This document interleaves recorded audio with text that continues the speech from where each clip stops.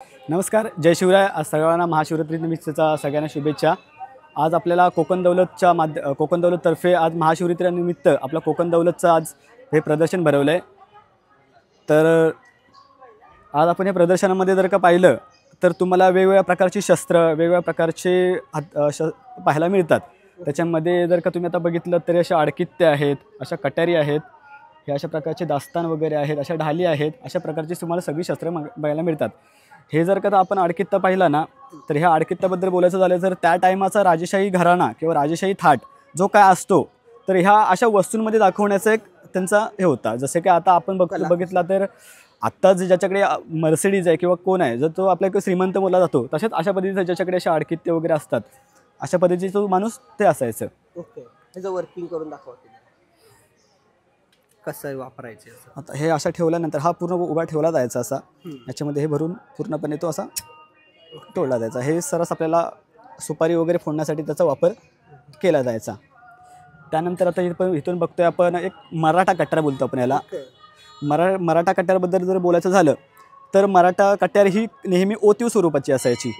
ओतीव स्वरूपाची म्हणजे काय, एखादं धातू असेल तर ते वितळवायचं आणि त्याचं पूर्ण साच्यामध्ये त्याचं रूपांतर करून त्याची बनावट तयार करायची. म्हणजे ओतीव स्वरूपाची असल्यामुळे ती शेवट स्टार्ट टू एंड पूर्णपणे जोड नसायची.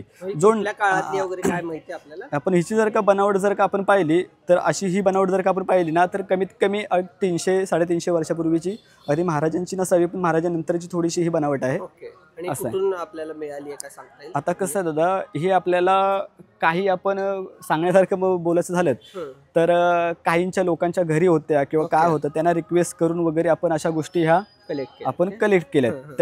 त्यांना हेतू सांगितला आपला की बाबा अशा आहे, मग त्यांना हेतू पटला आपला आणि मग त्यांनी आपलं त्या कलेक्शन आपल्यामध्ये दिलं आहे. इथे आपण जर बघतोय हे शिरस्त्राण आहे, आपण ज्या चिलखत बोलतो आपण सरास आपण मूव्हीमध्ये वगैरे आपण ह्या गोष्टी पाहिल्या असतील. हे चिलखत जर आता आपण बघितलं तर त्या टायमाला ज्यावेळेस युद्धनीती चालायची तर युद्धामध्ये हे चिलखत घातलं जायचं जेणेकरून वार होणार वगैरे असेल अंगावरचा वगैरे तर तो वार बचावासाठी व्हायचा असं आहे. याच्यापुढे आपण बघतोय ह्या मराठा तलवार आहेत. ह्या तलवारीचं आपण जर बघितलं ना तर ह्याला आपण धोप बोललं जातं. हां, महाराजांनी सरास ह्या अशा तलवारीचा जास्त वापर केला ज्याला आपण मराठा धोप बोलतो. महाराजांकडे आपल्याला सरास भवानी तलवार किंवा जगदंबा तलवार अशा तलवारी होत्या.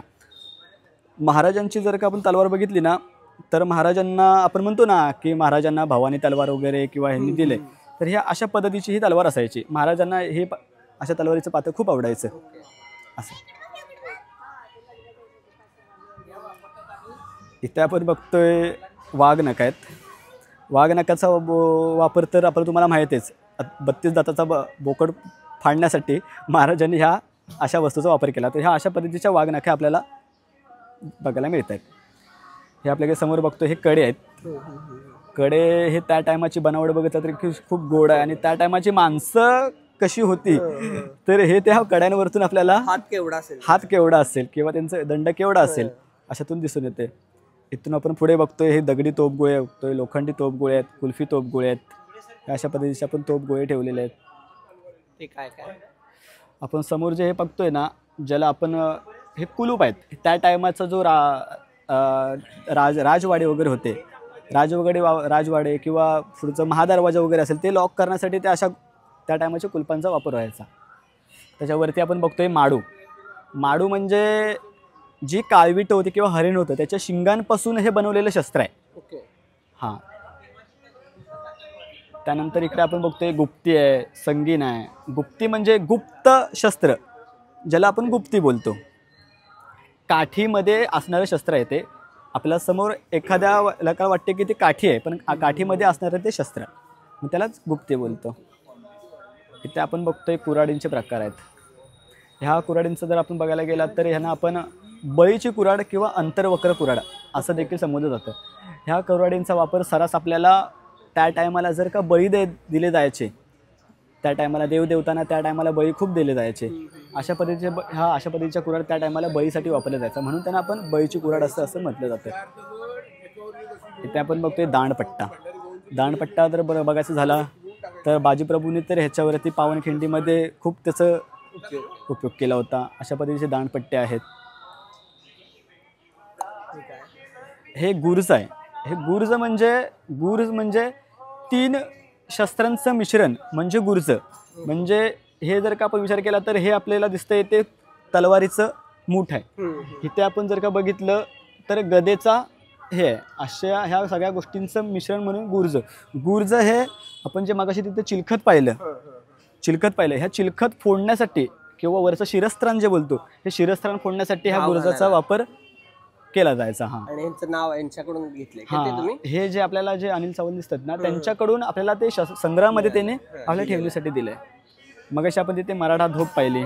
अशा पद्धतीची ही मराठा धोप आहेत आणि ही त्यांच्या अंगांची नावं आहेत. ज्याने आपण ह्याला बोलतो तोटी आहे, फूल आहे, मूठ आहे, अशा पद्धतीची त्याला अंगांना नावं दिलेली आहेत.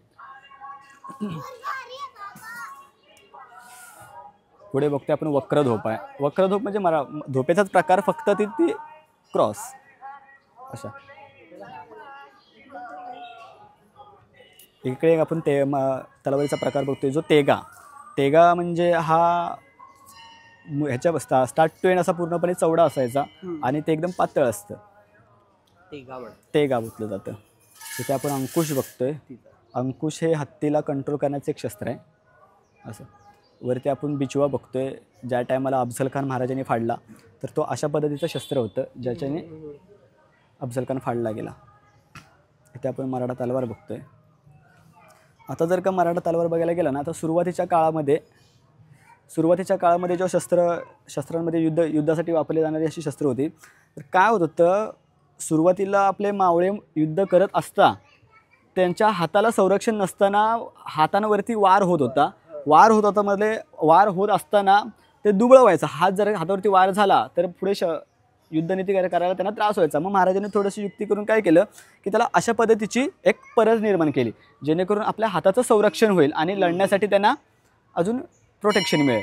तर हे अशा पद्धतीचं मग थोडंसं मॉडिफाय करून त्यांना परस निर्माण केली.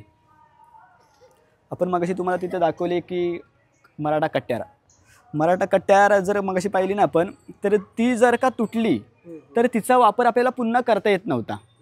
किंवा एखादं युद्धनीतीमध्ये जर का तलवारीचं पातं तुटलं तर त्याचा वापर आपल्याला पुन्हा करता येत नव्हता. तर ते वेस्ट जायचं. मग म्हणून महाराजांनी काय तयार केलं, अशा पद्धतीचा चिमटा कट्यार तयार केल्या जेणेकरून एखादं तलवारीचं पातं असेल किंवा एखाद्या कटारीचं पातं असेल तर तो अशा चिमट्यामध्ये भरून ते पुन्हा वापर करता येत होतं. म्हणजे असं राहायचं. म्हणजे हे इथून वेगळं आणि हे पातं वेगळं. आता हे जर का पातं आपण बघितलं ना तर हे तलवारीचं पातं आहे. हे दोन आपल्याला बघितलं तर तलवारीचे पाते आहेत जेणेकरून एखादी ती तलवार कुठेतरी वापर व्हावा त्या अशा गोष्टींचा. इथे आपण बघतोय विजयनगर. हा आपण बघतोय ते विजयनगर पट्टा आणि विजयनगर कट्यार. म्हणजे आपल्या जशा मराठा कट्यार आहेत तसंच विजयनगर कट्यार. ह्या गोष्टी एवढ्या देखण्यात आणि सुंदर आहेत की विजयनगर साम्राज्य हे त्या टायमाचं म्हणजे आपण ज्याला आता हम्पी बोलतो, हम्पी त्या टायमाचं एक सुंदर शहर अजूनसुद्धा. जर त्यांच्या तिथले जर का आपण मंदिरं बघितली, त्याच्यावरची शिल्प बघितली ना तर त्याची सुंदरता काय आहे ह्या शस्त्रांवरून अजूनसुद्धा लक्षात येतं. म्हणजे आपली मराठ्यांची अभडधोबड शस्त्र होती पण त्यांची जी शस्त्र होती ती खूप देखण्याने सुंदर होती. आपण मगाशी आपले भाल्याचे प्रकार बघतोय. भाल्याच्या प्रकारांमध्ये अश्वकुंत, गजकुंत, पदकुंत हे असे प्रकार होते. जमिनीवरतून वापरले जाणारे भाले वेगळे होते, घोड्यांवरती वापरले जाणारे भाले वेगळे होते, हत्तींवरती वापरले जाणारे भाले वेगळे होते. अशा पद्धतीचे हे भाल्यांचे प्रकार. चांगली माहिती दिली तुम्ही. असं तुमच्याबद्दल थोडं सांगा ना. हे तुम्ही किती वर्ष करताय, कुठला ग्रुप आहे? आज आपल्याला हे कलेक्शन करण्यामागे एक 7, 8, 10 वर्ष गेले आणि गेल्या वर्षीच आपली 2018-19 आपली संस्था रजिस्टर झाली. आपण कोकण दौलत या नावाने आपली संस्था रजिस्टर केले. ऑफिस म्हणण्यापेक्षा आपण आता सध्या तरी कसं आहे, आत्ता नवीन असल्यामुळे आपण घरी सुद्धा ही आत्ता आपल्यासोबत एक 60-70 पोरं आपण आहेत. जशी आपल्या लोक जे कामातून वेळ भेटतं तशी लोक आपल्या मुलं आपली ती सांभाळतात असं आहे.